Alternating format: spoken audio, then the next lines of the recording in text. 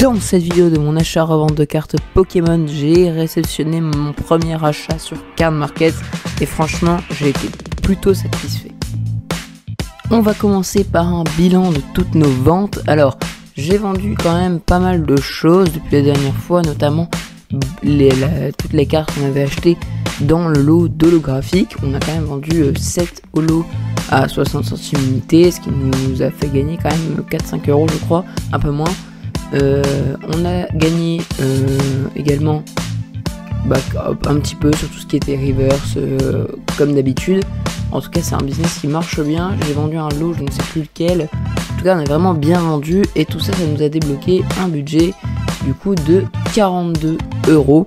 Et aujourd'hui j'ai pas tout utilisé, j'ai utilisé que 16 euros, mais vous allez voir ça tout de suite avec le lot de cartes sur Card Market que j'ai acheté.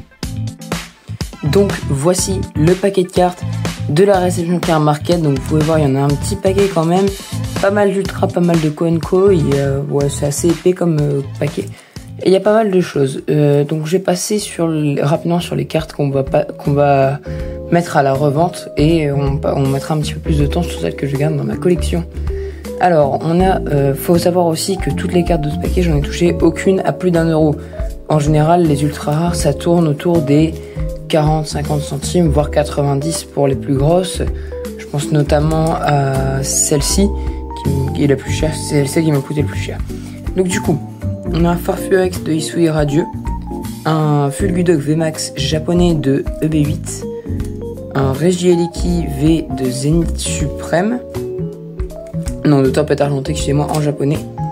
Ici, on a un Berserker de Galar V d'origine perdue, Muplodocus de Hisui V, origine perdue, Rogada X de Evolution Paldea, Sepiatros de Tempête Argentée, donc EB12.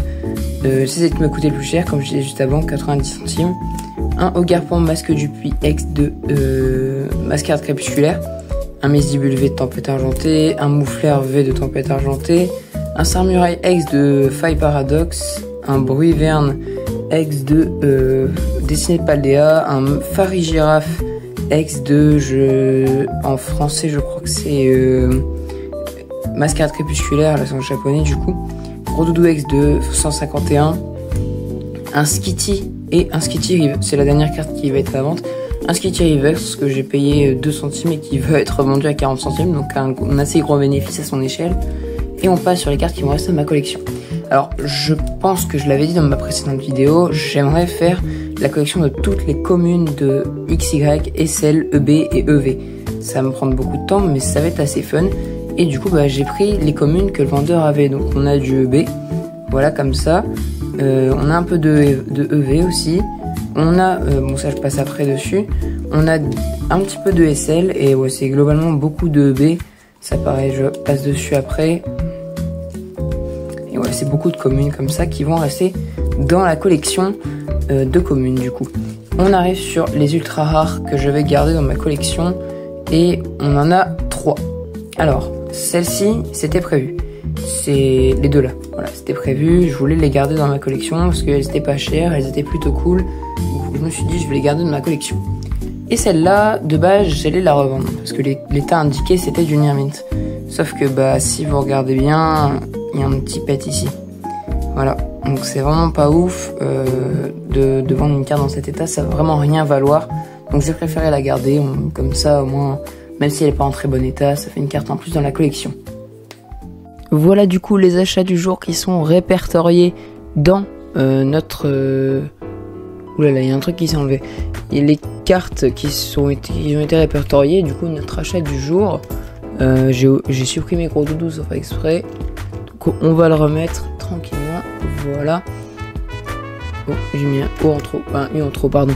Donc voilà, on a bien donc j'ai pas mis les vrais prix en fait, j'ai juste redivisé le prix total par le nombre de cartes, ce qui fait que même les communes que j'ai payé 2 centimes, je les ai comptées à 33 centimes, c'est pour ça que le prix est ici exorbitant, mais en réalité là c'est plus des cartes à entre 50 et 90 centimes.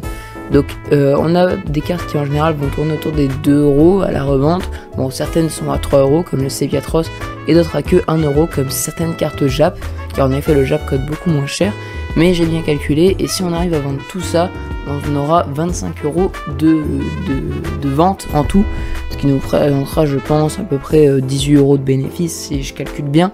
Donc c'est vraiment pas mal. Et vous savez quoi, si la vidéo vous a plu, n'hésitez pas à vous abonner, liker, commenter et partager. C'est super important pour le référencement et pour m'aider. Et moi je vous dis à plus pour une prochaine vidéo de mon achat-revente de cartes Pokémon. Allez, ciao!